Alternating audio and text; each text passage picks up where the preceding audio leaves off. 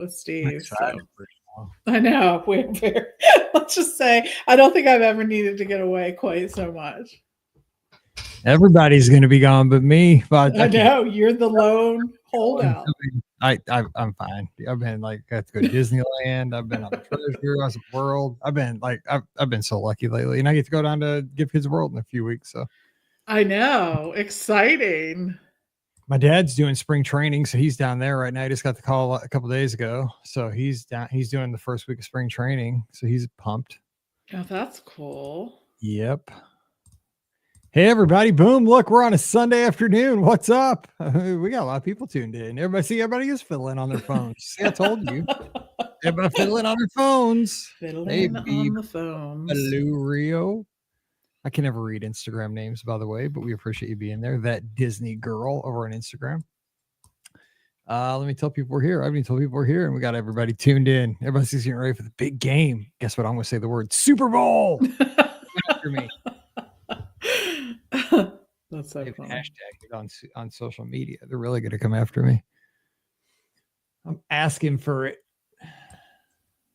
Well, it's like what do other people call? I mean, they do say the big game, but I mean, it's so funny when you can tell they're totally avoiding it. Like the big game. They say $17. Yes. After the big game, come watch the news after the big game. We have the best coverage in town after the big game. Talk about the big game after the big game. Make sure you tune in after the big game. But we're not going to say what the big game is. What big game? Are we talking ping pong? What are we talking about? Hey, Thomas. Right. Maybe like there's probably people that don't know that what the big game is. Is there?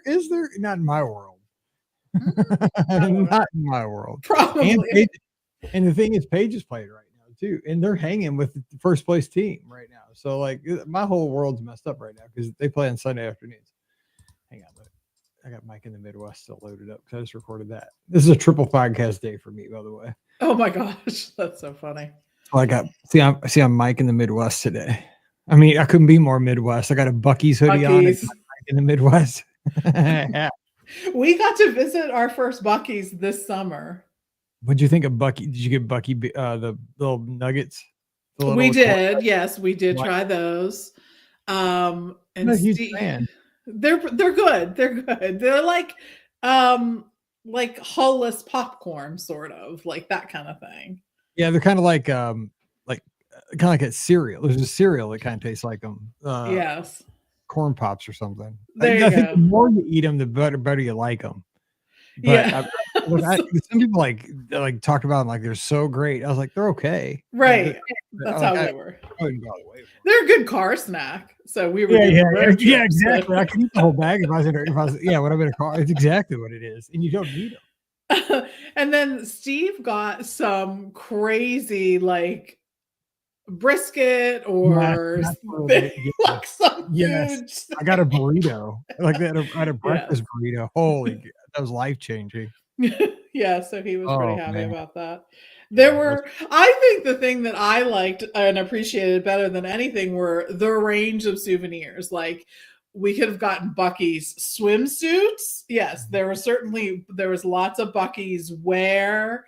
They're just the range of things that they had was overall. And we were at the largest one in Tennessee. So yeah. It was overwhelming. Like we get to visit again in 3 weeks, and not to say that I'm excited, but I'm excited I get to go back because Mallory's got Cheer State again down next to the Buc-ee's, the only one in our state. So we're going to be visiting again. But like I have the T-shirt that goes with this for that way I have something to wear in the summer to rep Buc-ee's. It's like it's a red shirt, like a tee, so that I can have the beaver. We got our picture with him, I think. Yeah, see, he was not a Roman. I thought he'd be like in the store, but it was like a Friday night. Like we were getting in town late, and we got it by the statue, right? There's that gold statue out front. That was the best. Yes. And it was like an inflatable you could buy, like with an air thing, you could buy like to put in your front yard if you're really a Hoosier. Oh yes, if you were really into it, yes. didn't buy that, but we got our picture by him. So yeah. Yeah, I'm just scrolling back at photos. Like the largest one at the time was at Seaverville in Tennessee, or I don't know how you say that word, but whatever. But yes, and I actually took a picture of the Buc-ee's swimsuit because I was shocked that someone may want the Buc-ee's swimsuit. But yes, that'd be a good Valentine's gift. Get that for Pam. And Glenn's asking, does the magic for Buc-ee's vacations? That'd be sweet. 3 days should be enough. Yes, and that does qualify for the vacation travel bag. The pack. Yes, we'll come up with a special Buc-ee's pack for that. Pixie dust pack will be that will qualify for a pixie dust pack. It will include some jerky and oh my god, the jerky is so good. And Beaver Oaks has awesome fudge at Buc-ee's, correct? And beaver tails. Don't they have like a beaver tail, or I don't know? They have everything. I don't know. And they have the cleanest bathrooms, by the way. They did have very nice bathrooms, and they had kolaches too in the morning. Yeah, I didn't see that. God, at certain times they have kolaches, and they're good. So if you haven't had a kolache, go to Buc-ee's and get one. Right. We have lots of places around here that make them. If I get a call from Texas during the show, I'm picking it up because all right, we have to get to business. We need questions. So if you have any questions about Disneyland, Walt Disney World cruising, Thomas already has one in the chat. Good. Please drop it in the chat because we are in need of questions because we're going a couple days early and we're off schedule. So please, if you have any kind of question for Disneyland, Walt Disney World, Disney Cruise Line, drop it in the chat in Instagram, on Facebook, wherever you're tuned in. Just drop it in the chat and you will be on the show. All right. So, yeah, because we are really, really low today. Hang on, let's see here. Well, things get really bad. I'll have some questions for you, Mike. Okay, because I'll be like, "What's your favorite color?" After all these years, we really need questions. Because I fired you all those questions that day I was sick, and now I can't keep track of which ones I fired off and stuff. That was because I was totally out of it. Okay, here we go. So yes, please keep the questions coming over on Instagram and everywhere else. So please, questions. All right. Oh, Mike Benkett's here. Hey, Mike. Okay, let me get this started, and we'll get going. 2639. I got the second show all squared away. That one's done. We don't even have to think on that one. I figured out. It's okay. Cake. Welcome to episode 2639 of the Be Our Guest Walt Disney World Trip Planning Podcast. I'm your host, Mike Rallman from BeOurGuestPodcast.com and one of the senior agents over at the Magic for Less Travel. Happy Wednesday to you. Hope you're having a great week. Thanks for joining us. It's time for your listener questions. We are going to have a great time answering all kinds of questions about Walt Disney World, Disneyland, and Disney Cruise Line, and whatever other topics might pop up. I'm telling you what, you always got to join us when we go live. That's why you need to follow us on the social media, Facebook, YouTube, wherever. Subscribe and get that notification when we go live because you never know what we'll talk about in the pre-show. Today's pre-show, Buc-ee's vacations and what you can purchase on road trips and what we like to get at Buc-ee's. I'm telling you, you miss the pre-show, you miss a lot. I mean, you think 5 minutes, it's not much. It was a lot today, just saying. So joining me, my co-conspirator on road trips, talking about her great acquisitions at the Buc-ee's in Tennessee, which I didn't even know you were that big fan of driving through Tennessee and stopping at roadside attractions, though, kind of are your thing. I forgot about that. They are, yeah. She's the coder of the Magic for Less Travel. Pam, happy Wednesday. What's up? Happy Wednesday. So yeah, I think the pre and sometimes not the post really, because we're done. Boom, we're out.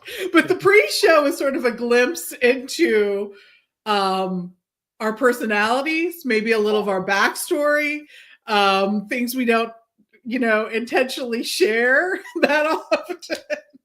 all those things. And yes, today we talked about Buc-ee's. I do love roadside attractions. I'm a huge roadside attraction person. So if we're doing a road trip, which is not that often, but often enough, whenever we do a road trip, I have that app, that Road Trippers app, and I'm making my plans and I'm sorting by unique attractions, off the beaten path attractions. Those are what I'm honing in on. I don't want to see like things that everyone sees. I want to see like the biggest quarter, the largest dime, the biggest gavel. These are some of the things that we've seen.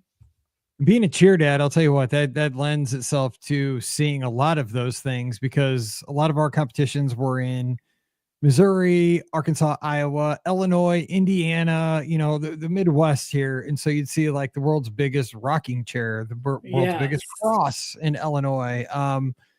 It's crazy. The golf tee is one of the places in Illinois, the world's largest golf tee. I think it's in Rend Lake.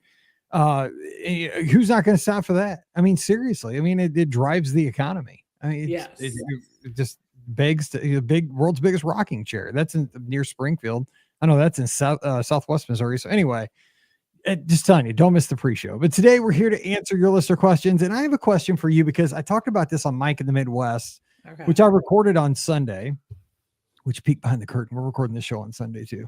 This is a triple show day, and it's Super Bowl Sunday, man. This is a busy day, but we had to record this because everybody's going every which way but loose today. Little 80s movie reference there, because Scott is currently on a cruise ship. Ricky's currently on a cruise ship, and Pam, as you're listening to this, is at Walt Disney World, and Mike is just in the real world doing real world stuff. Mike, we're leaving Mike in charge of everything to do with the podcast. I can't complain. I've been doing cool stuff over the last month too. So that, that's why I said I'm not boo-hooing myself. I got to do really awesome stuff lately. So anyway, you got to pay the piper. So anyway, I was thinking about this. Scotty G, I'm just texting him, we always talk, we always text. He's my bro. That's what we do. We're always talking. Dude, he goes out on the cruise ship. He didn't buy internet. I haven't talked to the guy in 3 days. Pam. He didn't buy internet. I always follow him on Find My Friends. I was watching him at Coronado Springs on his, pre-cruise night. I see him, I'm watching him. Oh, he's at Barcelona Lounge because he's in the Grand Destino Tower. He likes to get breakfast there. Oh, he's in the Casitas quiet pool. That's his jam. He always loves that pool. He always talks about it. I'm following him along. Oh, he's on 417. He's making that that's the best ride ever over to the port, man. He's living the best life. That's the best drive ever. And then he's on the ship, right? And I'm like, oh, dude, it's before it sails. He's getting ready for sail away. He's posting some pictures on social media of his door with his magnets. They're in the quiet pool on the back of the Wish, the adult pool. I'm like, he's living life. And then he posts a picture of a sail away. Boom. He hasn't moved in 3 days. He's still in Port Canaveral, his little dot. He didn't tell me he wasn't buying the internet. And I got to ask you this. Can you imagine, I talked about this on Mike in the Midwest. I applaud him, if this is the case, for not buying the internet for a weekend and just going totally detox on the social media and being connected. But can you do that? I mean, I've bought internet the last few cruises. And I know. I do buy internet, I will say. It's really hard, I think, to just unplug the whole way. And I just do it primarily if there were an emergency or something like that. You know what I mean? I have the ability. It would cause me more stress in that moment to have to figure out okay, right, how do I start communicating with them or blah, blah, blah. You know what I mean? So I think that's the case. I will tell you. So during this little getaway that we're doing, we are going to go on a cruise too, not a Disney cruise, a Royal Caribbean cruise. We're going to be back on the Utopia. And that's the one that does those 3 and 4 night, vacations. They'll do an extended weekend. I will have the internet then, just again to as an emergency kind of thing. It's hard to get away from that, I think, at this point. And it also makes it so that I can communicate with Hannah back at home and stuff like that. So.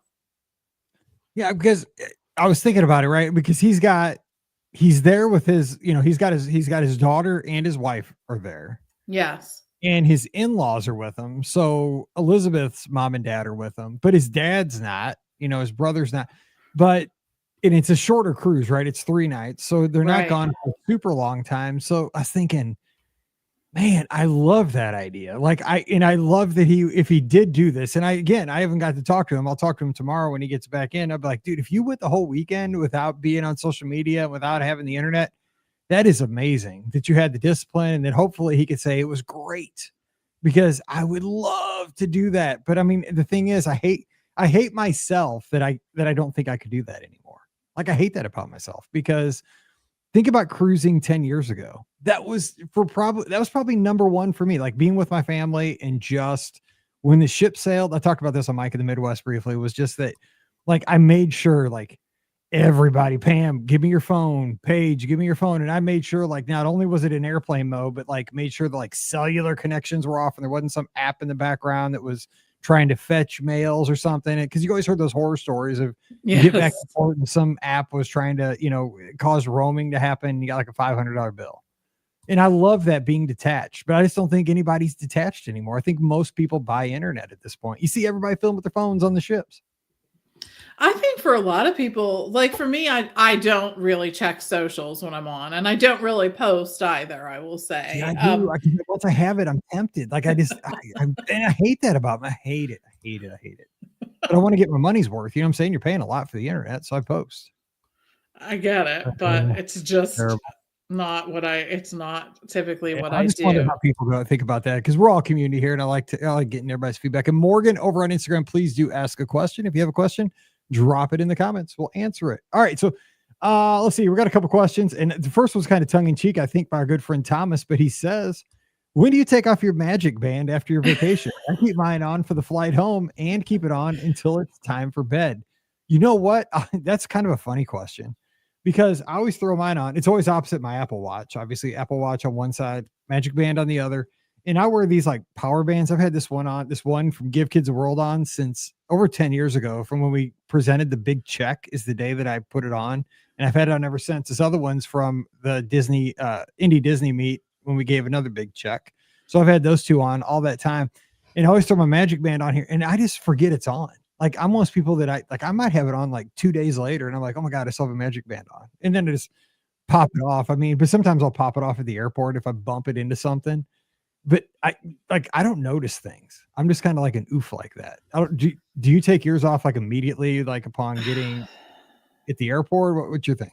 I actually think I take it off usually in the rental car on the way to the airport. Like usually I'm like fiddling around with stuff in the bag that I take, you know, on the plane, and I pull it off then. But it's funny the number of people that you see in the airport that have the Magic Band on still. I think that's always interesting to me. You know, that thing. Remember that? I think it was a commercial where when people would still try to use their Magic Band to like pay for something when they were at home. There's a fine line now, though, because it was funny back then, but there's a fine line now because with Apple Pay, it's the same thing, right? I mean, it's just the thing is to have a Magic Band now, just go with my Apple Watch. I mean, exactly. It's really not that different. Exactly. That's so funny. I love those. I always think there's so many commercials that different travel suppliers put out there that I love, but I loved like the Magic Band one where people were trying to pay for stuff when they were at home. And I loved, there was like a celebrity one where those people were like, I'm like at home now and things aren't the same. And, you know, they were like, no one's bringing me my coffee and, you know, all that. Like you're back to it. So anyways. You were on the show. We talked about the Disney Cruise Line commercial, right? With the towel animal. Did I talk to you about that? Or was that Scott on a Sunday night show? It might have been Scott on the Sunday night show, but I know we had posted in our agents group because it was.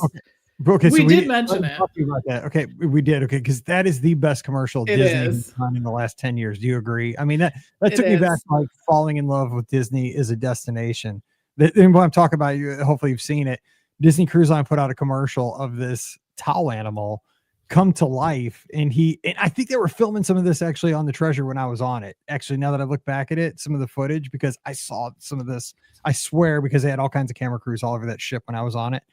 And now that I look back at that commercial, I saw some of these people, but this towel animal was like, he came to life and went all over the ship and was on it. He did all these adventures. Like he went down the water slide and he went all over, like, and just came to life and just had the day of his life. He was doing like towel folding, ironically, like in the skipper society on the ship. And it just made you like, oh, like without hitting you over the head, like I got to go on that ship and go on this. I'm like, I want to be buddies. Like it was like a little dog.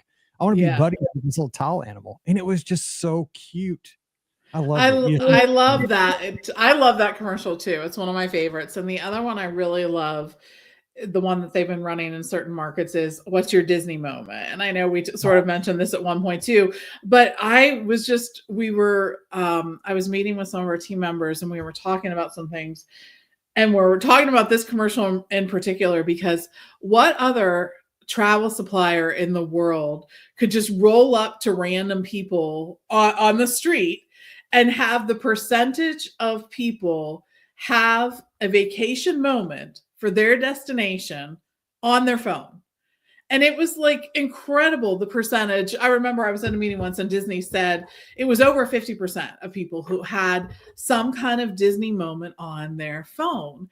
And so then, of course, I mean, I don't even know what percentage of my pictures are us at a Disney vacation. That's a great question. I bet you mine are, oh man, that's a great question. I bet you it's like at least 40. No, I bet you it's at least 50%. At least 50%.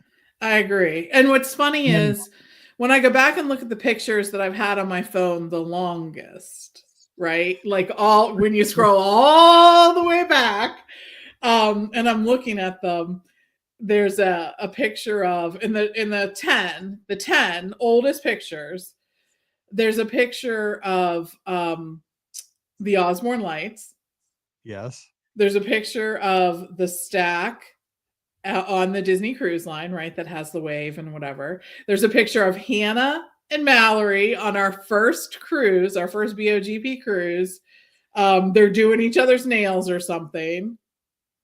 There's a picture of Castaway Key, another picture of Castaway Key, towel animal. So these are my oldest pictures that I've saved. The oldest one, there's a picture of me and Hannah at California Grill. And then there's a picture of Hannah and I have a Mickey shirt on. So, I mean, there's a big percentage of my oldest pictures that are on my phone that have a Disney connection for sure. Yeah, that is a great question though. Like I've never thought about that question. Like if you ask somebody like what percentage of the pictures, right? I mean, if you're general public, it wouldn't be that way. But if you went to the general public with a question, do you have Disney pictures on your camera roll right now? Yeah. Like, almost every person on the street would have either a picture. I mean, they're going to have some like a Mickey shirt, or I mean, they might not have like a, you know, like 8,200 pictures of you at Epcot. Like we probably do. Like, you know, like, oh, you have 37 pictures of tie-dye cheesecake. Like you're a lunatic. You know, like, I see the same pictures again and again and again and again. But that's so funny. Yeah, but I wish, you know, like the Super Bowl happened this past Sunday, man. If Disney Cruise Line would have ran that towel animals commercial, every ship would have been full. Like boom, boom. That thing would have been, you know, it's just like I need to adopt that towel animal. All right, Morgan's got a question. Planning Princess Weekend in 2 weeks for me and my besties. Some are on property, some are off. Advice for booking Lightning Lane, considering the windows are different. Do I wait for all of us to be open and hope there's enough stuff left to book, or half of us, or do I book us and then just book the other half and hope we kind of match up? So what would you do if like you're different windows? Some are on property, some are not. I guess it would depend on how much I liked those other people, right? How fast are you? Are you going to have to run with them at the races or not? Gosh. For ease of doing things, I would almost wait and book when everyone can book, right? Yeah. I mean, just because then at that point in time, you know that all of them are together. Otherwise, you're going to be booking for a few of you. And then when it comes open, then you're going to try to be lining things up and whatnot. When you're all together, you can book them all at once. And I think for ease of it, that's what I would do. If there are some attractions that you're like, okay, me and the people who are staying on site are doing this attraction, whether those other folks can do it or not, then I would go ahead and book those at this time as soon as you can. Right? Don't you think? I mean, no, I agree. Yeah. I mean, yeah, if you really want something, go after it right away. But I mean, if you all want to be, it's like, yeah, do you want to be together? Then book together. But if there's something you absolutely positively have to do, obviously go after it at the first available window. Yep. Jace got a question kind of related to Run Disney as well. How quickly do you think the Wine and Dine 2-course challenge will sell out this week? Of course, that happened yesterday as this show drops. I would say I have a philosophy on this. As far as booking Run Disney events, I think that the Wine and Dine is going to sell hotter than normal because, and here's why. The weather for the previous two events, Marathon Weekend and Disneyland Half Weekend, were really, really good. And it got really, really good reviews. People were super happy. And because of that, people are really excited about Run Disney events. It went really well for a lot of people. So I think people are on the up and up on signing up again. I'm the same way. Like, I'm ready to go again. I'm not doing Wine and Dine because it's during football season, but I think a lot of people are really jazzed to get out there again and run these races. So I think the demand will be a little bit higher than normal. So I think it's going to go pretty quickly. So if you're going to want to be on, obviously this happened yesterday, but I think that again, for the following, I think everybody kind of, it's a short-term memory thing, right? If there was like like if it rained and rained and rained, the event prior to the next registration, people kind of have that memory like, oh, it was a little bit rough. Like when the half marathon gets shortened to a 7-mile race or something like that. I didn't get my money's worth, blah, blah, blah. It was kind of a pain. It was rough. But I just think these last couple of events have just been really, really good. And I think people are just really jazzed. Now, does that mean Wine and Dine is going to be great? I hope so. I hope it's really nice, but you just never know. But I think right now, just everybody's pretty excited for it. Pam, I mean, is that maybe I'm connecting too many dots, but I think that's going to go. No, I think that's good. That was interesting to hear your perspective on this. Yeah, whenever there is a race where there are some grumblings that you hear like throughout, right? Some consistent pain points that people are like, this needs to be done. And this needs to be different. And all of this, you know what I mean? Then I think that is a year where sometimes maybe you get less people registering right away.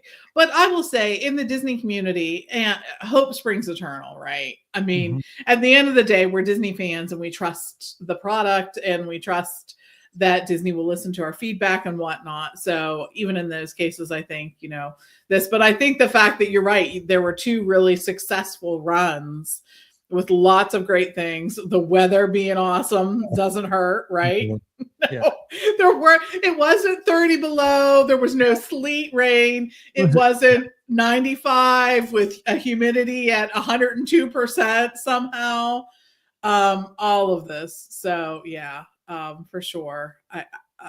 I think it will go quickly. Yep, me too. All right. Here's a great question for you, Pam, because you've been to both. I have not yet. We're doing this for the podcast cruise in July, and I'm curious your take on this.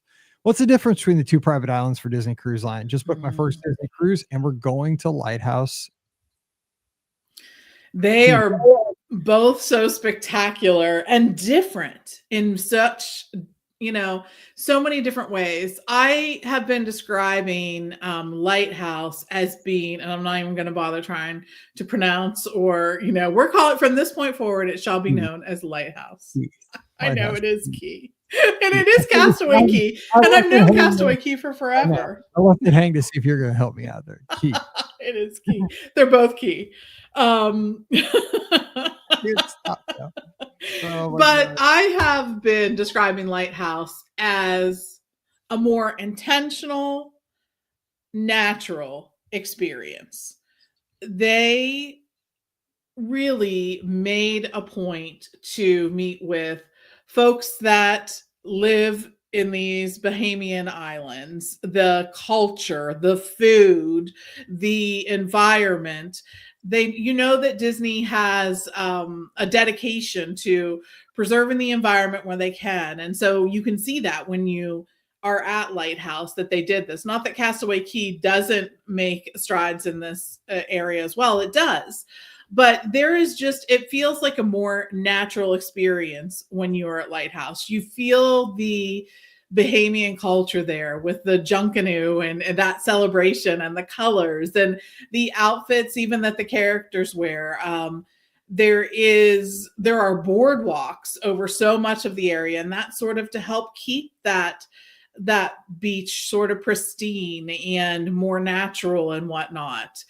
The water at Lighthouse is the bluest kind of blue you could ever want or hope for. You kept sending pictures on your first cruise. You're like, and this is not the right blue in this picture. It's bluer than the And I'm like, that picture's pretty dang blue. Like, but it isn't. It's better. I'm like, it is. It is. It is just that gorgeous, gorgeous turquoise color that you can't believe. At different times, you're just like, I cannot believe that. I kept taking pictures of it on my phone. There's a ton of pictures. Yes. I'm like, that's pretty. And you're like, it's prettier. I'm like, that's pretty. I'm in Missouri.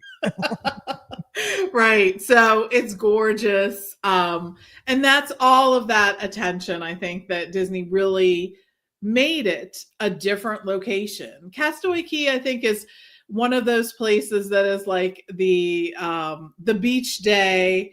You know, it is a little more polished probably at Castaway. It has also been around longer. Oh, yeah. It feels a little more lush, I think, in that space. And just they're both such great experiences. I wouldn't ever want to only have one of the experiences. I mean, one per cruise is fine. When you have the chance to do two, that's awesome. But I think that I wouldn't want one to go away or change. I like them. They're that different. It feels a little bit of a different experience. Well, here's how I think about it globally too. I mean, think about it. Like Disney Cruise Line launched in '98, I believe, with the Magic, right? And so think about the Disney company in the '90s, right? Michael Eisner, stuff like that. And when you look at Castaway Cay from the air, or even from your ship, like you're coming into Castaway Cay, think about it. It's got the Mickey ears, right? The beaches, like it's got that 90s vibe. I mean, it does. Like, I mean, think about like, you know, like the Earful Tower at the studios, right? Everything was kind of that 90s aesthetic, you know, the big, you know, the big hat at the studios. Yeah. Everything had that, you know, like even the like Disney Channel with the, you know, the wand would make the ears in the corner. Like that's that 90s vibe. I mean, Castaway Cay is born of the 90s, and that's the aesthetic. And it's that quintessential beach day where they've had that, you know, and it's evolved over the years, obviously, and it's a wonderful beach day. It's awesome. It's amazing. I wish I was there today. But then, you know, I mean, just tastes have changed slightly over the years, and you got this more natural, eco-friendly kind of movement now. And I think that's what Lighthouse is, right? I mean, it's just kind of it's an evolution to the next generation of a beach experience. It's still a beach day. It's still beautiful, but I think it's that more natural, like you said, kind of getting back to, you know, what's you know, getting to what's more natural to the island, I think, with people that there's like a respect for it. There's like an incorporation about what's so great about the Bahamian culture, and they're incorporating that in. And we heard this sort of panel that they had brought together to work with during this whole process of constructing the island, and they said, you know, from their perspective, they're always so excited when a company is coming into their islands to develop it, but they're always sort of wondering what that means for them, right? And this felt like more of a partnership to them. And I know that Disney was very intentional about that. And I'm proud of them that they were in that space, and that this was what they were really looking to do. So. All right, Cindy Lou Who has a question. I love that. Cindy Lou Who says, I'm probably going to Walt Disney World in February of 2026 for a gymnastics competition. All right, Cindy Lou, make sure you get that back tuck nailed before you go to the competition, because we want you to get a perfect 10. I don't know if you're going for your kid, but if you are competing, tuck. My family is not joining me. That's not very cool. If you're competing, they need to be there so they can. Yes, you need a cheer squad. I will go down and hold up a 10. For exactly. When you perfect your back tuck, we could be obnoxious. Exactly. I'm a cheer dad. That's what I do. Should I do resort tours for my 3 days, or 3 park days, or a combo? If so, which parks? I say you combo it. I would do, so if you go for gymnastics, dude, so cheer competitions wear you out. I will say that. So I'm assuming she's probably a parent. Parenting, watching these things is exhausting. Oh my gosh. Because they herd you around as a parent like cattle. Like you have to go here, and it, like for the warm-ups, and you got to go here and watch like 8,000 other teams that are not your team. And then when it's like your team's like 10 away, then you got to go into this holding pen. And then like when you're 3 up, you got to go to the on deck circle. And then when you're up, you got to go into the pit and scream and scream and scream because somehow that affects your score. If you're like super loud, that probably doesn't, but we all think it does. And then they shuffle you out as soon as your team's. It's wild. And so it's a whole thing. And then you got to sit there for about another 9,000 teams the rest of the day and hope that, your team wins. So you're exhausted by the end of the day and you got to eat terrible food over at ESPN. But, I mean, just like the rest of my life, though, it's the same food I eat all the time. But so anyway, what I would say is I would just kind of do like one resort day and probably 2 park days. And I'd have to do Magic Kingdom, probably Magic Kingdom and Epcot, or Magic Kingdom and Studios is what I would say. What do you think? Oh, golly. It's in February, right? She's going in February? February 26th, correct. So do we have a festival going on? Or if it's early, it would still be Festival of the Arts. Early. Yeah, I think I would have to go to Festival of the Arts if it were there. It's February 24th. It ends. Yeah. So as long as you're before President's Day, you're good. So that I think that, yes, I would have to do Festival of the Arts. So Epcot's always on my list. I have to go to Epcot, period. So that's the thing. And I think it's always nice to have a day to sort of relax. I mean, think about it now. If you're staying at a Disney resort, remember that you get that benefit of the water parks the first day that you get there. Well, it's 26. So we maybe. I mean, it could be maybe. I mean, because that's 25. So we'll see. We'll see here soon if that's still continued into the next year, right? Oh, it's 26. Sorry. I wasn't getting that it was 20. I know. Seriously, dude, time is flying. I know. Seriously. I mean, we hope that it continues, but shoot, we've just gotten into 25. That's true. You're giving out Mickey's money already. Look at you. Yeah. So we hope that that's the case, right? Yeah, we'll see if that does. But yeah, you know what? Even if there's not a festival going on, I have to go to Epcot. Like, I think actually, if there's not a festival going on, I'm going to Epcot for sure, because it's those days sort of in between the festival where it's sort of lazy, like it's lazy Epcot, and there's plenty to do even without a festival. So I'm going to Epcot for sure. And then one of the other parks, definitely. But yes. People call that Diet Epcot. When Diet you haven't heard that? That's what people call it. That's what people call it on social media. Diet Epcot, the time between festivals. Oh my God. There's like Mr. shirts and everything. You haven't seen those? No. Oh, dude, people wear them in the parks. It's like a shirt that looks like Diet Pepsi, but it says Diet Epcot. That's so funny. Oh, it's hilarious. Maureen over in on Facebook says, Lookout has the most beautiful natural beach, the perfect day of relaxation and exposure to the true Bahamian culture. Yep. Where was she 10 minutes ago? Like we talked for 10 minutes about it and she could have did one sentence. Did it. She succinctly made that. She's like open AI for us. Like it's all we needed. Like boom. That's all we needed. Thank you. You're perfect. And look at that. So sweet. Susan says, Pam's laugh is so great. Look at that. You're a racer. I get to do it a lot. That's exactly right. Here's a question, which I think we have a sad answer for, but it's for Jason. He's up in the mitten, up in Michigan. We have 6 booked for Topolino's, but might have a 7th. Will they let us add one more the day of? Oh, Jason. So here's the deal. Every now and then when you're checking in for your reservation on your phone, there will be a little button that says, would you like to add one more or whatnot? I don't know. There's some kind of terminology like that. It doesn't always happen. It's not always there. If I were you, what I would do is go to the restaurant, get there early, explain that you have one more person, and see if it's a possibility. I tend to always be an optimist and think, oh, it's just one more person. They're going to let me. It makes me so nervous. Well, I will tell you, I've been shut down. I have too. I know. I was like, it's one person. I mean, it's cool as long as it's not you. That's the one that has to like go take the elevator down. Like, okay. Exactly. Guess what? Well, you're having primo piatto, which I mean, isn't bad. I mean, that's not a bad consolation prize, but everybody else is up at Topolino. You know what I'm saying? Yeah. Exactly. Exactly. They're lingering over drinks and appetizers, and you've eaten and are there. So you get the pop food court. Just get on the Skyliner, bud. exactly.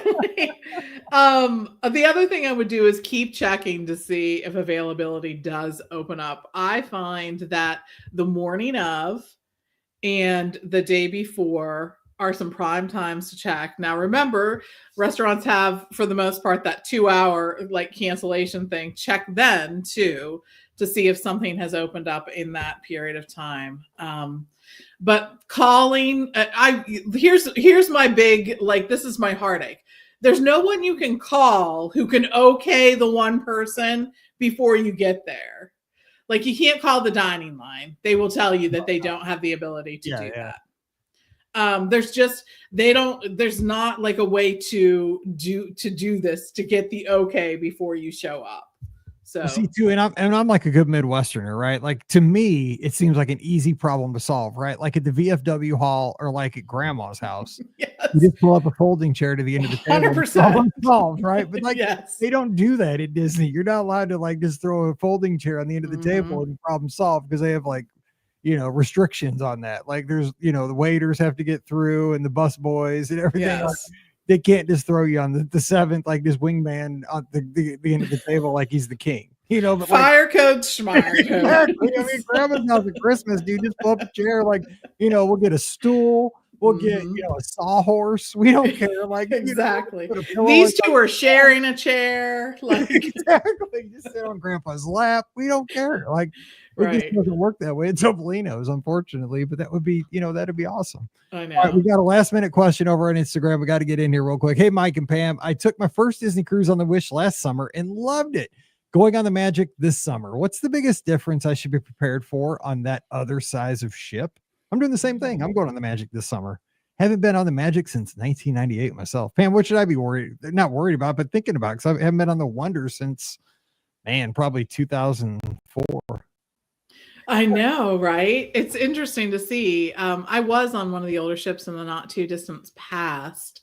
So I think the biggest thing for me is it doesn't feel as open, right? Like it just, I was like, oh, this felt different, or this felt different.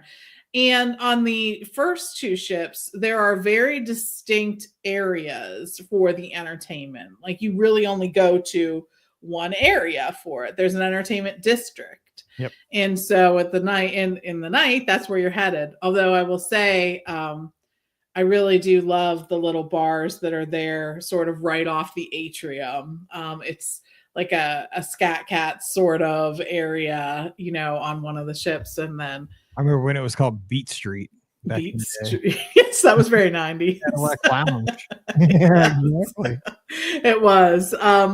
And I think the other thing that you'll want to prepare yourself for in a very good way is there will just be less people. There's a less total number of people. So at Castaway Cay or Lookout Cay, there's less people trying to get off the ship at any one time, or at any of the ports that you go to. So that's something to consider too. I think the thing about the Disney ships, and this is true of all the different cruise lines, but there are different cruise ships that different people will like better.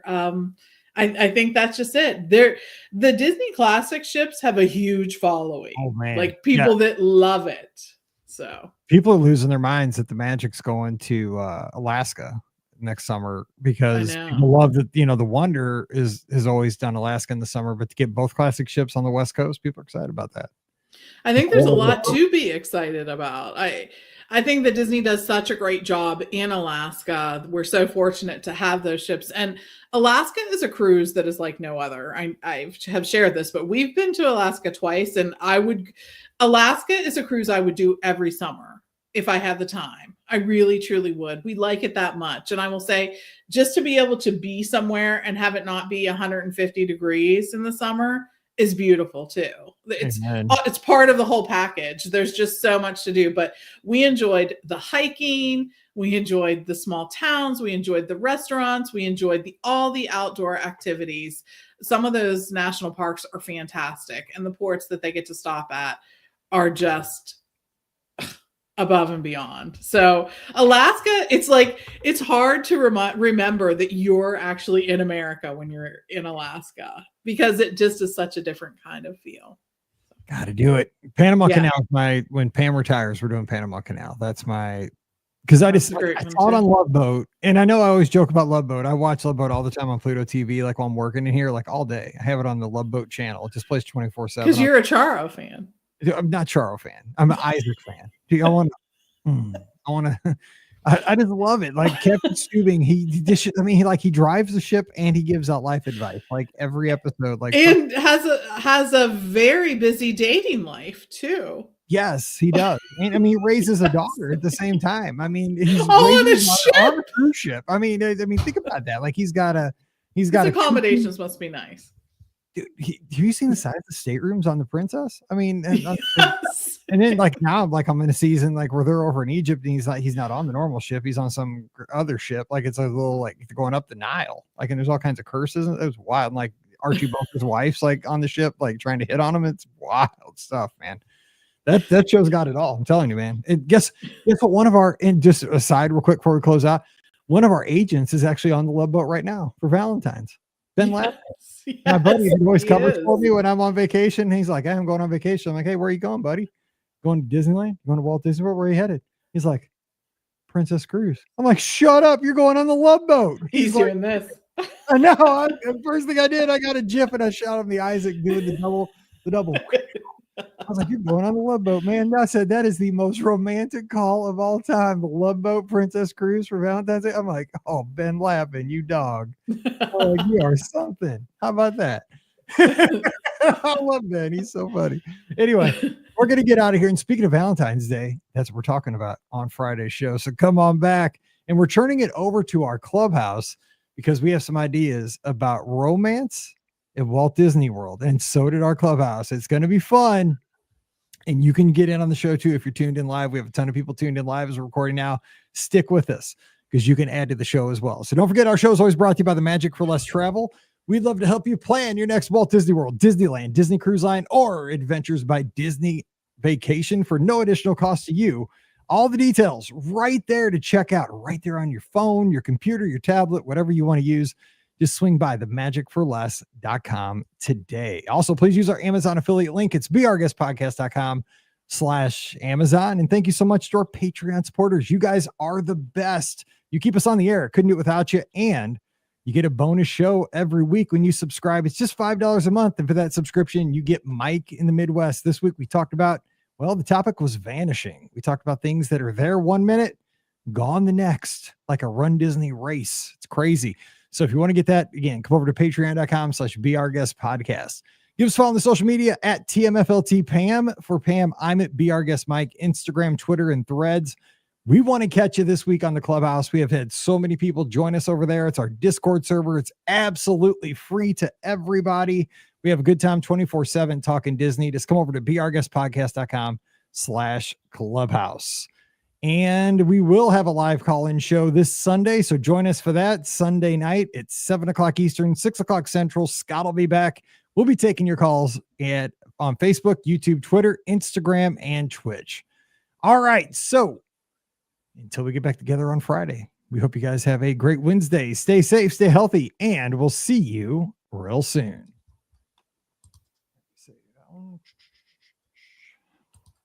Oh, no. Oops. PISD 2639.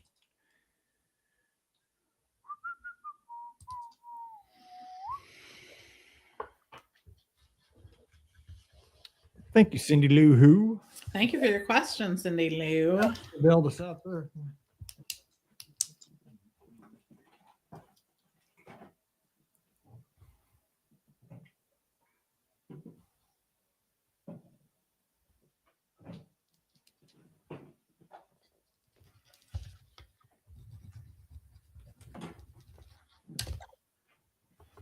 Woo! Sound like an owl. Paige was they were within 2 points of winning that game. Now they're down. They lost. 64. Dang. Man, they had a chance.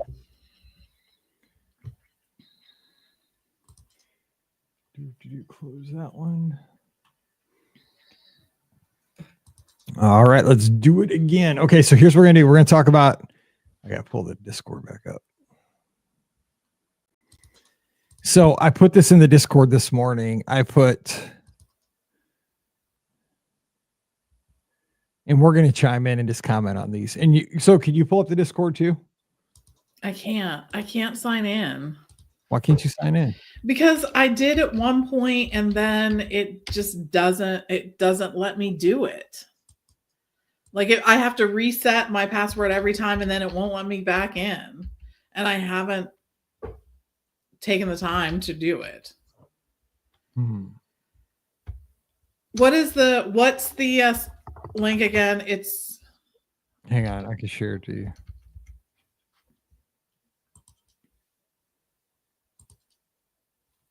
You can put it in the chat, the private chat. Yeah, I can put it anywhere. I don't care if anybody goes to it. Hang on. Never expire. Here, I'll put it in the chat.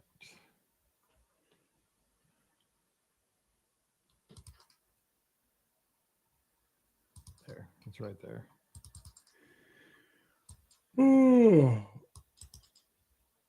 Oh, I forgot Tom Brady's calling the Super Bowl. Oh.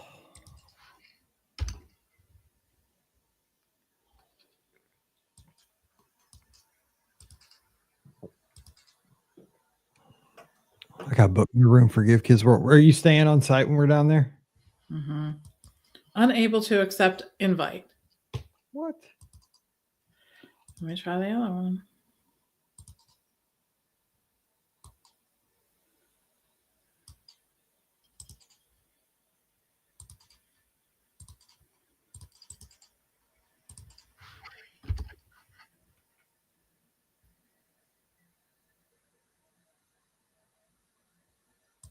Oh, if it doesn't work, I can just read them.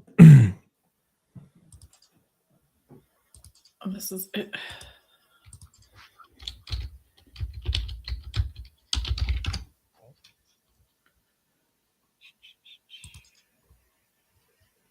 Every time I go to the little Mickey pants. Mickey pants? The little pants up in the Discord, it looks like pants. It kind of look like pants. You're right. I didn't think about that. Mickey pants. That's hilarious. Mickey pants. That's like the logo.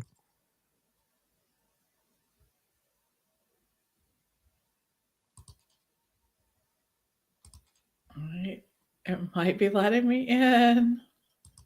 I have to verify my login, verify that it's me. It's hard.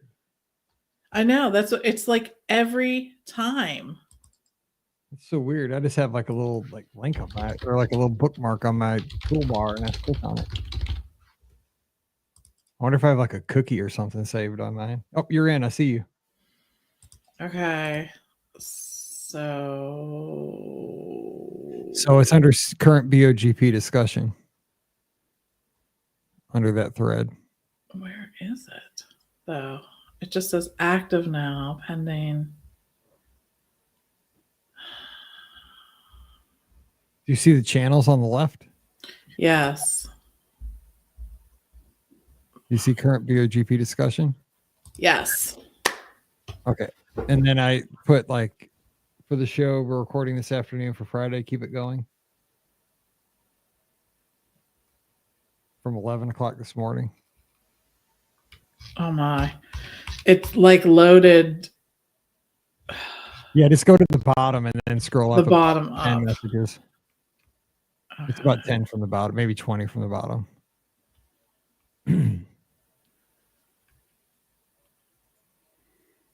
I just asked people I said, recording show for Friday, keep it going. Most romantic attraction, restaurant, resort, transportation option, land, park, background loop, blah, blah, blah. Okay, I see them. So I thought we'd just kind of go back and forth and read some of those and comment. Okay, sounds good. Okay. Man. All right, here we go. Live show, folks.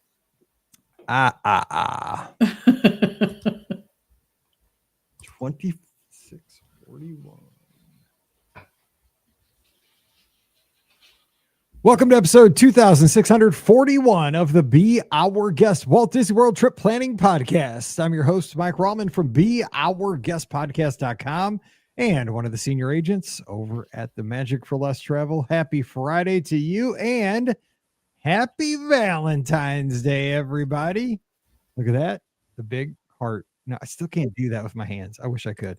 But anyway, probably shouldn't be able to do that as a 51-year-old guy. But yeah, see, Pam's doing it. There you go. She's got it here. If you tune into the video, you get the the video cues. But we're here on Valentine's Day, spreading the love. But most importantly, we love it that you take the time to listen to our show. So thank you very much from the bottom of our hearts. We appreciate you very much, and we hope that you're having a great Valentine's Day, celebrating with somebody that you love. And if you're celebrating solo, just love yourself. Just have fun. Just go to the movies, go eat whatever you like, have some chocolate, and just make it a great day. Today, we're hanging out with you.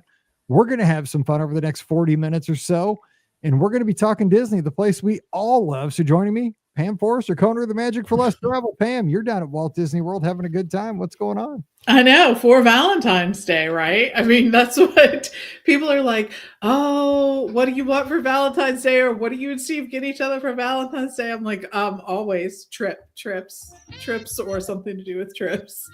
That's the most romantic gift of all. So always. Yeah. I mean, yes, that's the, for everybody listening to our podcast, you spell love Disney. That's right. TRIP. It's that meme that goes around. What size do I wear? Yes. Night Disney vacation.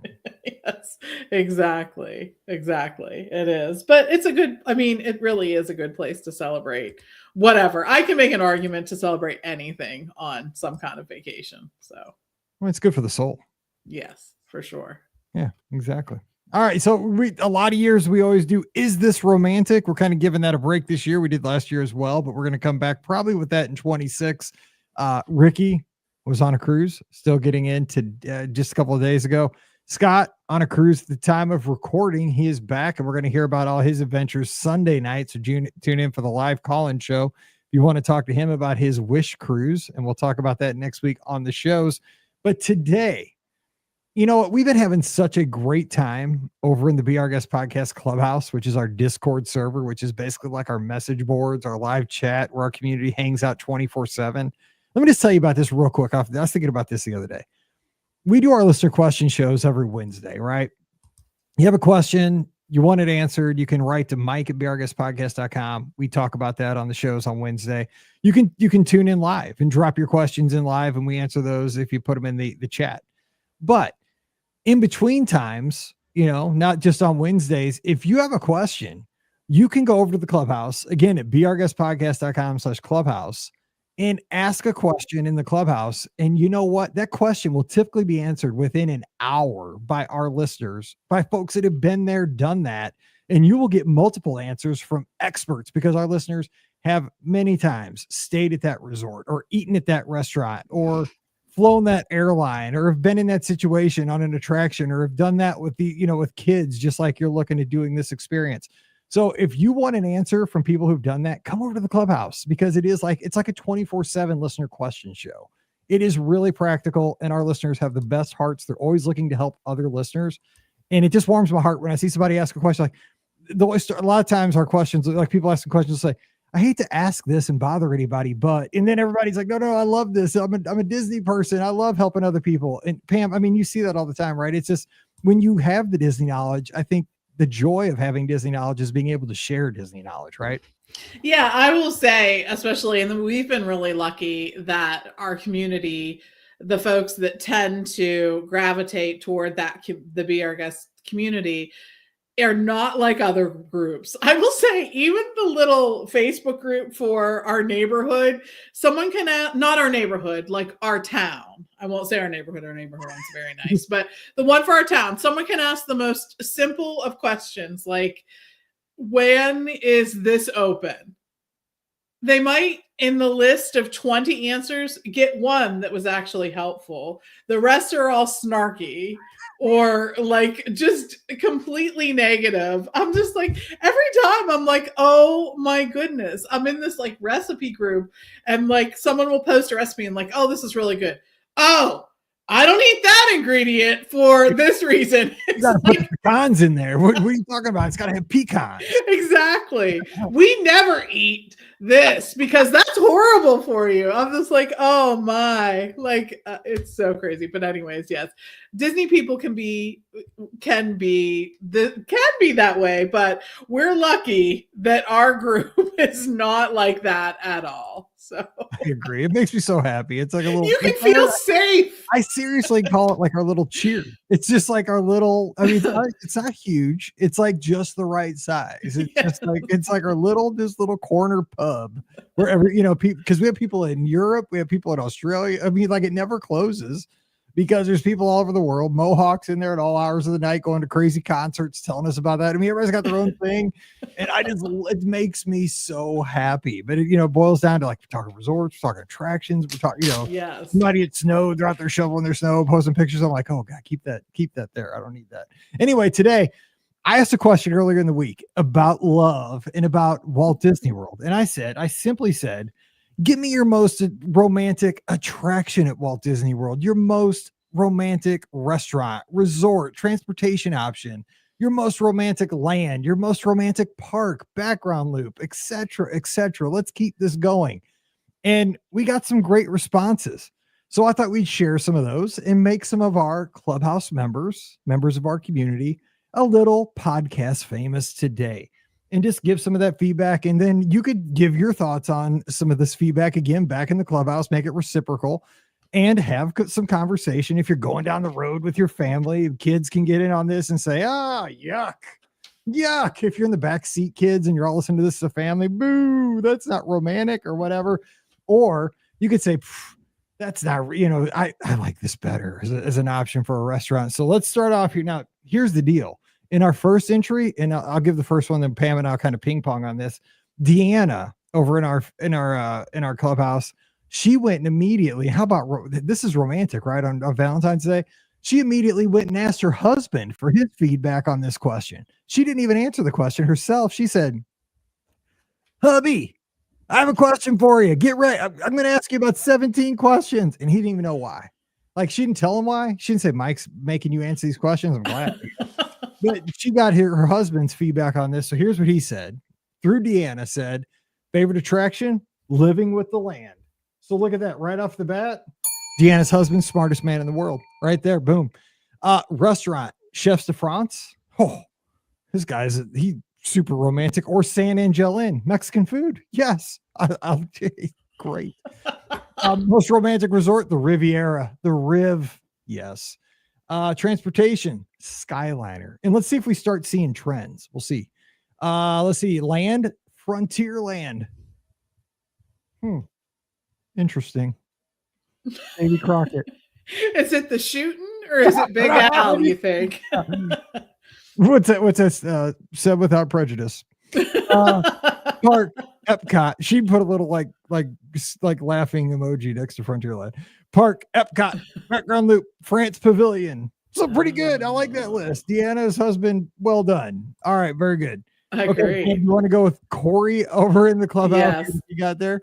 I will. All right. So Corey has, for the most romantic attraction, the Grand Fiesta Tour. I think that's a pretty good pick. I mean, you have a volcano, you have a dark boat ride, it's slow moving, all the things that a good romantic ride. Your person there, and you got fiber optic fireworks.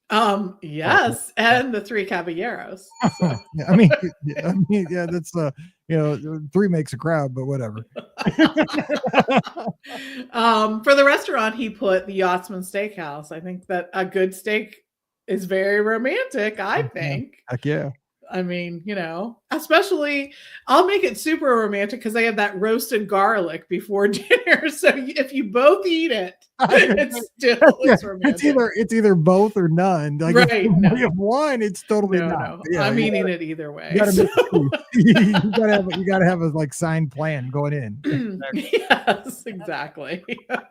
For a romantic transportation option, he has the Skyliner at night. I think that was a very good choice. For the land, France or World Showcase as a whole, I would have to agree with that too. I mean, I think Epcot has some great romantic locations. Yeah. For a park, Epcot. So yes, agree with that. And the background loop, the France Pavilion, that is 2 for the France Pavilion for those keeping score at home. We'll see if that pops up again, but I like those. All good, Corey. Yeah. I mean, we got 2 Skyliners. We're getting trends here. 2 Skyliners. We got 2 France. Yeah. Background loops and Epcot's getting the parks here. So yeah, we're getting some trends. All right. Swiss Miss Cheryl says for her romantic restaurant, she's going Cake Bake Shop. She's on the new restaurant.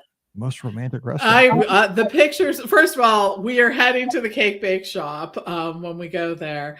But the pictures I have seen of this restaurant, I would have to agree. Don't you think, Mike? It's like they're gorgeous. That restaurant is beautiful. They are, but it reminds me of let me think. I'm waiting to see where you're going. My romance is more back to Deanna's husband, San Angelo. Like that's my idea of romance. See, Cake Bake Shop reminds me of a super fancy American Girl doll store. Like when I was little, we took Mallory to the American Girl doll store. The experience there. With her like little doll, right? And they put a little doll in like a little seat on the table, and they brought her like a little piece of cake or something, a cupcake. We paid a lot of money for like hardly any food. I remember, but it was like Pam was like, "Shut up, it's for her," and just paid the bill. Yeah, dude, we're getting robbed. She's like, "You got to get robbed every once in a while. You have a daughter." I'm like, "But we're getting robbed. Like we're paying for food for a doll." She's like, "But you can eat it. Like just pretend like the doll eats it, then you eat the cupcake." I was like, "Okay, fine." But like that's kind of what I feel like it is for adults. Like I would rather be in San Angelo and be having Mexican food looking like it's nighttime when it's 2:00 in the afternoon and 97 degrees outside. But that's just as a counterpoint, not everyone finds Mexican food as romantic as. Oh my God! Stop! I love that. There's nothing more. No, the next day it's not. Anyway, she also says the Riviera for a resort. We got to move on. I know. I hated to burst your bubble on this, but I'm just giving you heads up. Okay, resort was the Riv. Yeah, that's a good one. Yeah, it is. Yeah, it smells super good. Transportation option is the Skyliner. Man, the Skyliner. When the Skyliner debuted back in I guess that was like September of 2019. Did you know that was going to be an instrument of romance? I had no, because if I would have believed all the dumbheads that were in the Disney community, I would have thought I would have been roasting to death in one of the cars as it goes over. Amen. No. The thing was like the thing at 7-Eleven that cooks the weenies. What I mean? Exactly. Like it was pretty much written off as like a death trap for people. Like truly, to hear people speak of this poor mode of transportation that had not even been released yet. Oh my goodness. Oh my gosh. And it's like the most romantic thing ever in 25. Oh, how times change, people. Oh, how times change. It's true. Anyway, let's see. The land, just the World Showcase in Epcot. I think we have a lot of harmony going on in the club. Favorite park or most romantic park, Epcot. In the best background or the most romantic background loop, the Riviera. Oh, yes, that is a good one. It's a good one. That is a really good one. It is. I love just being at the Riv and hearing the background music. Like it just feels so European, doesn't it? I mean, I've never been to Europe, but yeah, I guess. I don't have a passport. I'm from Missouri. By the way, Deanna chimed in and says, now my husband says, why am I answering these questions? I love that. And Swiss Miss Cheryl threw in an attraction is the carousel at the Magic Kingdom. Yeah, I think about that. I mean, that's like that quintessential experience, even at Disneyland, right? You're in the shadow of a castle. You're on a horse with all those Yeah. bulb lights, and you got the calliope music, and yeah, that's pretty romantic, I would say. It is. And I like that Corey came back and said that you have to pick a romantic lounge too, because yes, Mike, that should have been there from the very beginning. For sure. It should have been. And his take was the Nomad Lounge over at the Animal Kingdom. So that's a good pick. See, I want to plus that one because, and I did comment that yes, Pam will say something to that. I added that. I said we cannot miss lounges because Right. on the show. That's right. I would say even better would be like at dusk outside Yes. on one of those couches, like in Yes. a Florida rainstorm. I Oh, like this. You're waiting out the rain. It's very nice there. so good. So good. Agreed. And it's just, especially because it's like Animal Kingdom, right? I mean, it's just got that natural feel with that like river back there, like as you're kind of looking over towards Pandora. Oh, Yes. And you can hear some of the sounds from Pandora, I think, which are very kind of cool. It's sort of, you know, I don't know. It's like, there's a different world out there, but you're not quite sure what all those sounds are, sort of thing. So, anyways. All right. Well, next up we have Run Might. His choice for these options. So the most romantic attraction, Spaceship Earth. I think that's a good choice. It's like you're in the dark most of the way. I think that lends to romance a little bit, right? Yes, you're sciencey. Yeah, I mean, it does. I think it's romantic. I don't like my wife would probably not think it's very romantic. Like if I told my wife that Spaceship Earth was romantic, she'd punch me in the nose. But but she knows that's who I am. That she loves me for that. So yeah, exactly. That's romantic. Yeah. For a romantic restaurant, we have Topolino, which Nice. I think is great too, especially when you can walk out and see some fireworks from the rooftop there. It's a pretty cool thing. Agreed. Resort, Polynesian. I think that might be my choice. I think that's where I would go to. It's just like so old school. It's like on the level of the Love Boat, right? I mean, if the 100% because it's of the 70s. Yes. It's plus tiki torches at night. Like when you're scrolling through, it's got the tiki torches. It's also got the, it's almost like the shag carpet of Walt Disney World because it's got like the oranges and the browns still intact. Yes. It's got that color palette. Like you expect to see like an olive green refrigerator somewhere. You know what I'm saying? Like, yeah, it's of the 70s. Like it's my aunt and uncle's house in Poplar Bluff, Missouri kind of thing. I want a dude to be walking through in a leisure suit. Like that would not seem out of place at all. Exactly. Like on a ukulele. Yeah. 100%. Yeah. That's going to be it. Transportation, another Skyliner at night. So Skyliner so far is making like a sweep of the romantic transportation options. Land, Old Hollywood in the studios. I kind of like that one. We talk about this one all the time. It has the lights. We all sort of feel like it's one of the best places to visit at night because of all of the. It's the neon. Yeah, it is. I there's something about neon. There's something about that too. Like, because when I spent time out at DCA by myself, and man, neon. There's something about it just pops. Like when I was going through Cars Land, and when I was walking through, now San Francisco, but like the Pacific Wharf area, you can make it just look so amazing. Like it's just so cool. Like, and that's what. Hollywood Boulevard and a little bit of sunset right there just looks so neat. Yeah, it does. It does. For park, we have Epcot again, one that's coming in strong here. A beach, the Beach Club Beach. That's interesting. Yeah. I like that. And it does have a beach. There's a lot of resorts that actually have a beach. Now, not one that you can go into the water from, but think of all the resorts that have some kind of beach location or waterfront location. There's tons. I mean, even not just deluxe resorts, Caribbean, Coronado, Port Orleans, Riverside, and French Quarter are both by the Sasagula. So you got water there, but yeah. Yeah, that's a vertical beach. I mean, it's like there's no sand. No sand, not at all. So anyway, yes, lots of that. And for the lounge, we have Brown Derby, which is a nice spot. That outside area at the Brown Derby, I have spent many a time there. Just it is at that location that many times there's enough pause in the day that I can really like soak it in. And you think to yourself, man, I am so lucky to be here right now.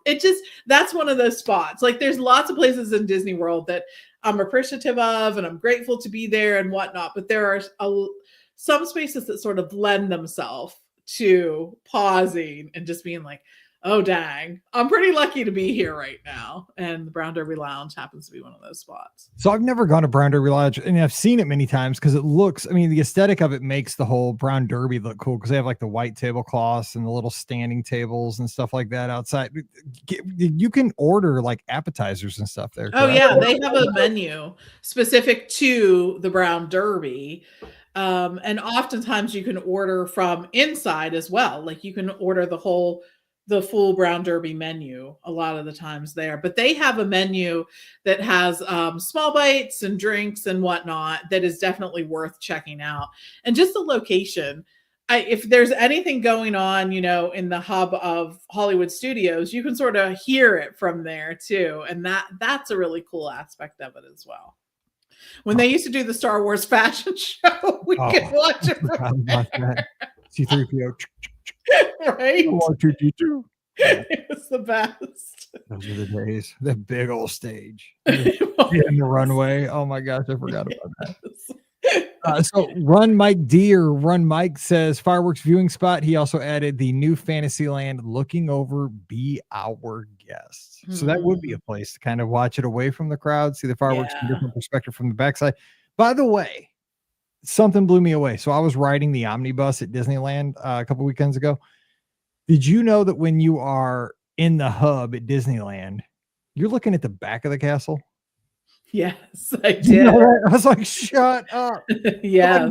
I didn't know that. I mean, I guess I did, but at one point they like turned it around. Like they did that. So turned it around. I didn't even know they turned it around. That's what someone had told me. Now you always wonder whether that part's true or not, but yes, they want the front sort of opening up into Fantasyland, like the front to be part of Fantasyland. When the driver said that, but I'm thinking, because I mean, maybe, it's Fantasyland, right? So maybe the front should be facing. Once he said that, I'm like, okay, I guess that makes sense because the front of the castle would be facing Fantasyland and the carousel and like the land, right? Because it's Fantasyland, the castle would face the land. Because I was like, okay, that kind of makes sense. But I'm like, dang, like all this time, everybody's out here like, we're all taking like pictures of the back door. It's true. And when I say they turned it around, I don't mean they turned it around after they had built it. Oh, I mean during the planning. I thought that's what I thought you meant. Like no. Sorry. Okay. No. I mean during the planning. At some point, someone was like, "Okay, shouldn't it be facing this way?" I thought you meant they did spin it. No way. You, in fact, when it opens, you can see the drawbridge. It's one of the few times that the drawbridge has gone up and down. Is during the opening. They have that video of that. Awesome. I want to see that. And Walt did it. Okay, let's see. So we got to pick it up here. Okay, so and also Deanna adds most romantic Epcot festival, Flower and Garden. I would agree with that because it's kind of like spring is romantic. It's like the flowers are out. It's 100%. There's all those topiaries. I mean, yeah. Okay, so I'm going to go with Jason's here, my buddies, and then I'll give you Trisha. Okay. Jason says most romantic attraction is the glimmering greenhouses during Christmas. Okay, so he likes those. I agree. That's over at Living with the Land. Any other time, he's going Navi River Journey. Again, kind of that it's a small world type experience, slow boat ride. You can kind of be in there, and it's got all the bioluminescence. I like that idea. Most romantic restaurant, Vern and I are doing Beaches and Cream on Valentine's Day. So, you know what, though? I agree, though. Beaches and Cream is that old kind of 50s diner kind of thing. That's my Share a milkshake, 2 straws. 100%. I think there's actually a like statue of like Mickey and Minnie in there, like sharing a milkshake. Sharing a milkshake, yeah. Only I would say if I'm going to share something, it's probably the No Way Jose. No, back off of my No Way Jose. Yeah, Pam, we've been married. Like my Pam and I have been married long enough, and she knows don't touch my No Way Jose. Like order your own. Like I make enough money at this point in my life. We can order 2. You're springing for the 2 No Way Jose's. I'm not like that one song, like two straws, one check or whatever. I'm like, we're getting 1 each. Most romantic resort, the Riviera. Yeah, Riviera's getting all kinds of love. And our listeners are high rolling this week. I like it. Right? Nobody's saying pop this week. Let's see. Most romantic transportation option, the Skyliner bucket when it's just you two. Yeah, I mean, it's better than if you're down there like this week with like, 6 other like cheerleaders that just lost their competition. That wouldn't be very romantic. Most romantic land, the free Uncrustable spot during Flower Garden. Yes, we do talk Uncrustables a lot in the clubhouse. Most romantic park, Hollywood Studios at night. Again, trend. Studios getting all the love here. And most romantic background loop, it's called Night in the Bayou, Princess and the Frog ambiance. Oh, that's a good one. You like that? Yeah, I love that. All right, so Trisha is doing romantic attraction, Soarin', because you can hold hands and not fear for your life or feel like you have to vomit. I like that. True. I mean, I didn't think we'd get the word vomit in the romantic show, but here we are. We have some very creative folks. We do. That's why I love our show. I love our community so much. Restaurant is sitting outside Satuli Canteen on the rare nights Animal Kingdom is open, and you can take in the ambient sounds and bioluminescence. I love bioluminescence. I still do. I'm still excited by bioluminescence.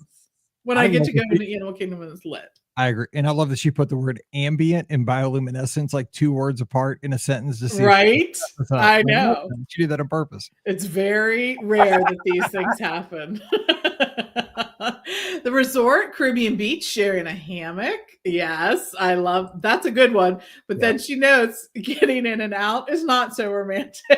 And that's when she has a daughter, and that's when she needs to be like on the phone because that make a great TikTok video. Yes, right. Transportation, Skyliner, if you can get a bucket all to yourselves. We like that one. I think the Skyliner is on a streak. Disney's going to hear this and they're going to make every third Skyliner bucket like a premium. Like maybe they're going to be playing the sexy sax music. Like, would you like your own bucket? Premium upgrade. Exactly. Premium upgrade. It's the Valentine special. That's a premium Lightning Lane choice now. Exactly. The land, the France Pavilion, the lighting, the mini Eiffel Tower, the crepes, all that stuff. That makes for a romantic evening for sure. The park, Epcot at night, walking through the countries. And then she notes riding Figment, less so.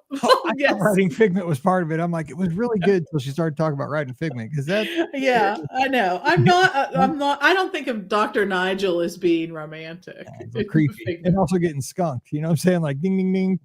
Yes. No thanks. Exactly. And the background loop, Space Mountain Q, because it's my husband's favorite ride. And the only time I see him smile like a little kid. Aw, I like that. Yeah. I think the things that we do for our spouses, right? You were just talking that Pam knows not to touch your No Way Jose, right? Yeah, and exactly. So she's going to ride or at least be in the queue for Space Mountain with her husband. So I like that. I love that Space Mountain Q music. That's a good one.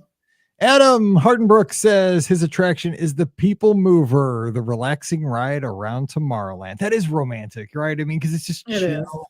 You take it all in. You're off your feet.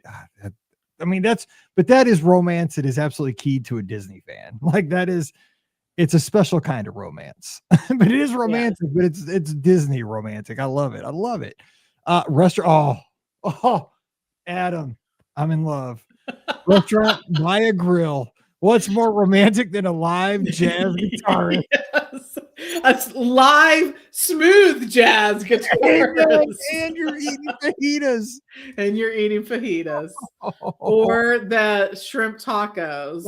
I almost always get the shrimp tacos there. Yes. Oh my gosh. And his favorite resort, Coronado Springs. The sunrise over the lake from the tower. He says, chef's kiss. I love it. Transportation. Oh, we got something different. We have a new contender. The Sasagula River ferry boat at night. Oh, I like this. The ferry boat on the Sasagula at night from Disney Springs. That is a great ride. It's a really good one. It's one of the things that so many people love about the Port Orleans resorts. So, I'm glad somebody brought that up, because that is almost worth going out of your way to do during your trip. I love that boat ride. Let's see here. The Land. He says, I second Trisha with the France Pavilion. Yeah. All the love. Epcot's the park, and the Loop Sunset Boulevard. Something about old Hollywood. That is such a great background loop. Sunset. Yeah, it is. Hollywood Studios has some great background loops. Yes, they do. All right. So next up, Kara is giving us her choices. And for the most romantic attraction, we have the Haunted Mansion. Get all cozy and snuggly. Ooh, it's like the old time tunnel at Six Flags. Right.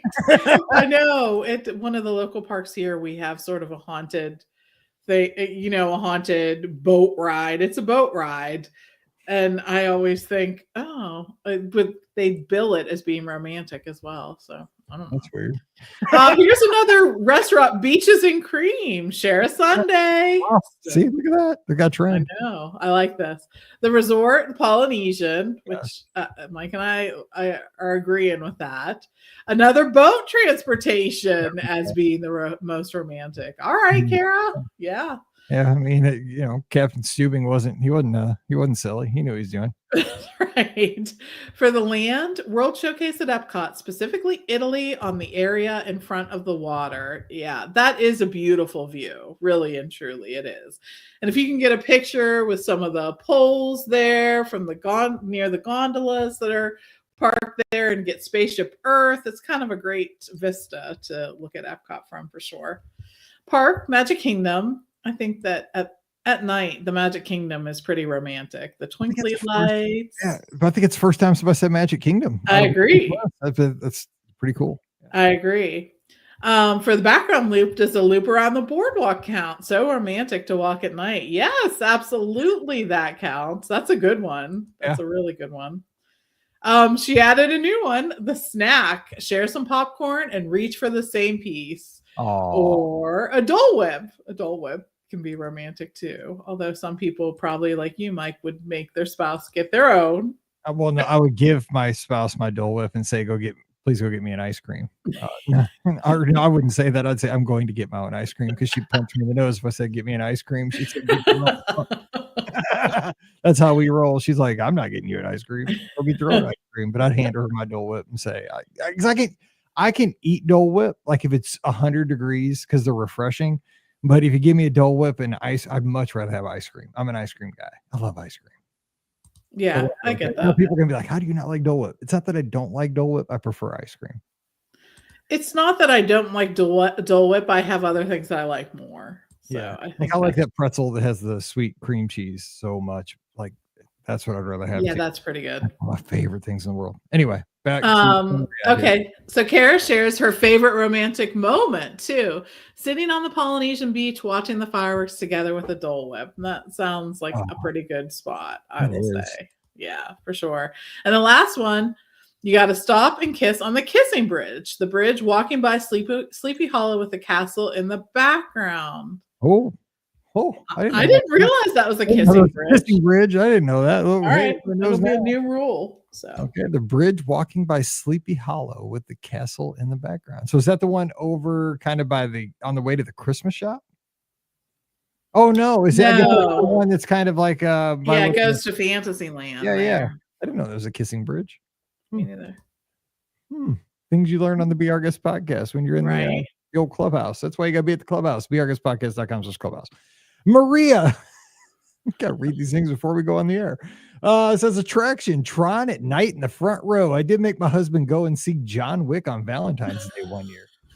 I don't know what that means, but I have no idea what John Wick is, but I'm going to go with it. But Tron in the front row, I mean, that's an adrenaline kind of love, I guess. Agreed. Great picture because they take your picture and video. That'd be fun. Yes. Restaurant Tiffin's, dark and cozy, Oh, yeah. in a booth and excellent cocktails. Never been to Tiffin's. Good choice. Yeah, it's a good choice. The food's good.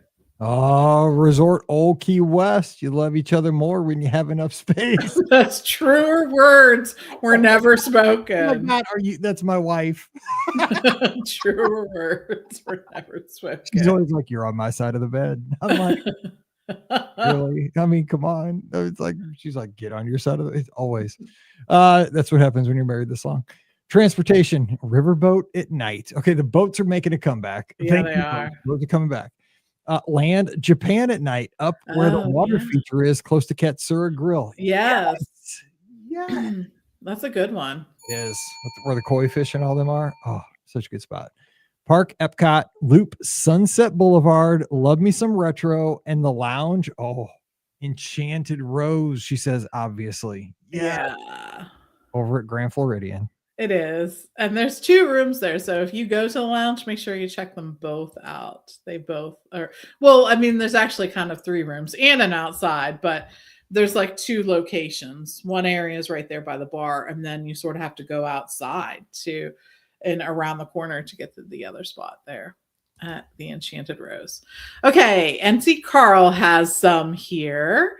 The attraction, a romantic attraction is pirates. I can see that. You got a boat ride. First of all, I always think a boat ride's romantic, but then you're in the dark. You have some exciting, plunges, sort of. But I think it is a romantic attraction for sure. I'm still trying to see it, but I'll go with it. Restaurant, Rose and Crown or St. Angelin at night. Yeah. And he says, their 17-year-old says Tony's. Oh, yeah. Tony's has a lot of potential to be romantic. Right. To me, Tony's should be super romantic. Like, is it not based on Lady and the Tramp, right? Yes. The 2 dogs and the spaghetti noodle and all that stuff, right? I've never seen the movie. Yes. Like, that picture is like iconic, and everybody, like, they should lean into that and really do that restaurant up and make it super, because that's the one where the guy's playing the squeeze box, right? This is the yes, that's exactly it. Yeah, that song, I love that song. Like, we used to play it on Magical Mouse Radio, and that song is super romantic, right? Yes, it is. All it Bella right? I mean, that's just like super like a love song. Yeah, it's a beautiful night. That should be the place people are busting down the doors to get on Valentine's Day. And I just think it's not super romantic. It's kind of just like black and white in there. Like, it could be more. I know. Yeah, I agree. It could be more themed than it is. And I think that would lend to the romance for sure. Yeah. Oh. The resort, the Polynesian, another vote for the Polynesian. Polynesian and River are running away with this one for sure. Pop Century not getting the love. No. No. I think even you that loves Pop Century might be able to admit it's not romantic. I mean, it's not super romantic. The transportation, he says the smaller resort launches on Seven Seas Lagoon or Skyliner if alone with your beloved. I agree. Now, the boat launch, here's the thing about those smaller boat launches. They're awesome when the weather is nice. When the weather is sketch, it's like Survivor. You know what I'm saying? Dude, it's like the beginning of Survivor when they're going out to the island, like it's super cold because like that water will hit up on you if it's freezing or windy or whatever. So you gotta look at the forecast, check the apps. But if it's good weather, it's romantic. If not, it's like a Survivor episode. Yeah, it's true. It is true. Romantic Land, World Showcase, or Black Spire on a quiet night. The atmospheric music is beautiful, and that is true. That background loop is really pretty too, and just so different too. Like, you know where you are. Totally.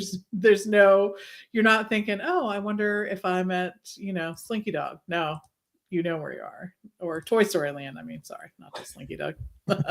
Romantic Park, Epcot, yes. And the Loop, Main Street USA. Oh, that's a good one.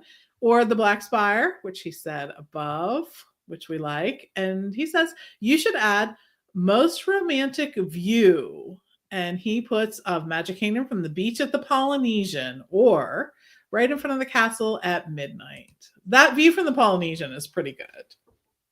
I agree. So that was our last one from the Clubhouse, because we just threw this kind of up there at the last minute. We appreciate our Clubhouse members coming in clutch with these ideas. We love this is what the Clubhouse is. So if you're, and this is just what we do all the time. We just talk Disney. We don't just talk Disney, though. We talk live. So come on over, be our guest, podcast.com/clubhouse, and interact with over 1,000 listeners of our show 24/7. And again, thanks to everybody who just dropped these things in. And, but like, I was thinking of just things I would add in. One of the things I would have to add in that I think is just romance. Wilderness Lodge is a resort. Romantic, like especially at night in the colder months, like to go by the fireplace. That's romantic. Like agreed. I would recommend a boat ride on Bay Lake, like going along with Wilderness Lodge, like on the backside of like the Contemporary over to Wilderness Lodge, Fort Wilderness area. I'm just trying to throw in a few things, like the view from the Contemporary overlooking the Magic Kingdom. Like up at California Grill. That's a great one. Romantic view. What else would you throw in for some romantic things? I think any place I just love, and we all do pretty much on the podcast, but I love being able to eat and drink outside. I think that adds a layer of romance anytime I have the opportunity to do that. And maybe that's because in Pennsylvania, we get like 2.5 weeks where that's possible.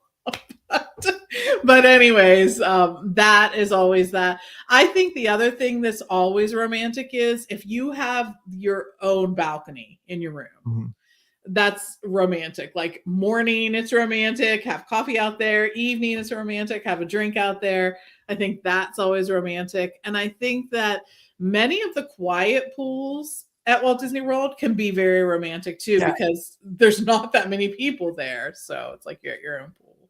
Yeah, especially at night, like after you've had a fun day in the parks, maybe you go back you get dinner, and then you come back to your hotel, maybe 8 o'clock, 8:30, and you just go for like a half-hour swim. I'm thinking of like Caribbean Beach, quiet pools, Coronado, Port Orleans, like Riverside.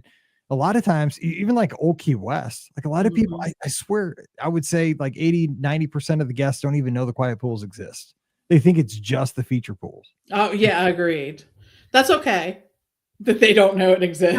I agree. I mean, for us, it's great because it's just, like you say, I mean, especially like say you're like, we're traveling with like you guys and like the gardeners, like, there'll be 10 of us that'll go down to the pool, and it's just like, I mean, it's like having a Verbo or something, you know what I'm saying? Like it is like pool party, I mean, like, that should be an ad. It is. It feels like a Verbo, but you don't have creepy cameras in your room and or a weird owner showing up. You're like Nick Saban's not there, like telling us, look, no fun. No games, but if Nick Saban was there telling me that stuff, I'd be like, okay, yes, sir. I'd be like, this is the best day of my life. And I'll do whatever you tell me. Yes, sir. Oh, that's so fun. Well, this I love today's show because our community is the greatest, and they kind of drove today's show. And what the bottom line is, hopefully it gave people ideas for, you're not going to be there probably on Valentine's Day, but I mean, whether you're there in September or July or, whatever, January, it's still fun to maybe go on a date night and look for romance at Walt Disney World any time of the year. I agree. I think that, just for those of us who love Disney World so much, we absolutely think of Disney World as being a romantic vacation because we've all made lots of romance there. We've had lots of romantic, moments there. So yeah. It's a great place. Travel is a great place to celebrate anything. We can make an argument for it. Yes, I think we can. I think we do. I think it's what we've been doing for almost 17 years. But we'll get to that in a few weeks. We're almost there. All right, so we're going to jump out of here and wish you a great weekend and a very, very happy Valentine's Day. But thank you for joining us here on this special holiday. Don't forget, our show's always proudly brought to you by the Magic for Less Travel. We'd love to help you get to your favorite destination, whether it's Walt Disney World, out to Disneyland, or sailing with the Disney Cruise Line. Just swing by the website this weekend as you're fiddling around there with your phone or your tablet, or if you're on your laptop or your desktop computer, it's even bigger and more wonderful. Check out the website. It's themagicforless.com. It's got all the destinations. Go across the top there. You can check out all the resort guides, all the tips. There's even a blog. There's everything you need. It's a great place to get started. You can check out all the details. It's a fun place. If you're just killing some time, just check out the destinations. And while you're there, you can fill out a free no obligation quote form, and that gets you started. Put in some dates and a resort or two, and you'll get a quote back right away just to get some numbers and some availability. And it costs you nothing. And it's a great place to get started and see if that next vacation is ready for you. So check it out today, this weekend. Let's get rolling with that over at themagicforless.com. There's also use our Amazon affiliate link as you do that shopping over the weekend. We'd appreciate that very much. It's beourguestpodcast.com/Amazon. And thank you sincerely to our Patreon supporters. You guys keep us on the air. Couldn't do it without you. It's $5 a month for that support. And for that, you get a bonus show every week called Mike in the Midwest. We'd love to have your support. Thank you so much to everybody who does that each month. It really does help us out. It's Be Our Guest Podcast. It's patreon.com/beourguestpodcast. Give us a follow on the social media. Pam's at TMFLT Pam. I'm at Be Our Guest Mike on the socials, Twitter, Instagram, and Threads. And of course, we'll have the live call-in show this Sunday night at 7 o'clock Eastern, 6 o'clock Central. Scott joins me and we'll be taking your calls on Facebook, YouTube, Twitter, Instagram, and Twitch. So give us a call. Let's talk Disney on Sunday night. And one last time, join us in the Clubhouse. We have fun all the time. beourguestpodcast.com/Clubhouse. Absolutely free. Tons of fun. We'll see you over there today. So for Pam, I'm Mike, wishing you a great weekend. Stay safe, stay healthy, and happy Valentine's Day. Oh my gosh. Amy's husband proposed on the Skyliner. You got to be kidding me. No, that's so awesome. We love that. That is unreal. Thank you for sharing that with us. That's awesome. I should have seen that before the show was over. Oh my gosh, I saw that right as I was closing. Oh my gosh. So what part of the Skyliner? Like where on where were you? like over Jamaica, or like Aruba, or were you headed to like Epcot? That's so awesome. I mean, I don't know, flipped out. Were you stuck on the Skyliner at the time? Yeah, I hope it wasn't like the summer, because I remember when I asked Pam, I was sweating bullets. That was wild. I like that. That's awesome. Yeah, I hope they were in a bucket by themselves. Yeah, right. Maybe they played the Lightning Lane premium. Exactly. Like you tell the cast member, like, I really need a bucket to myself. Right. Question. Oh man. That's so funny. Oh my goodness. Well, maybe she's not tuned in anymore. All right. Well, hey, Awesome. you have a safe trip down. You. Steve, I said take it easy and I will. enjoy. And yes. I will text me. Let me know how it's okay. going. All right. See you later. Enjoy the game. All Bye. right,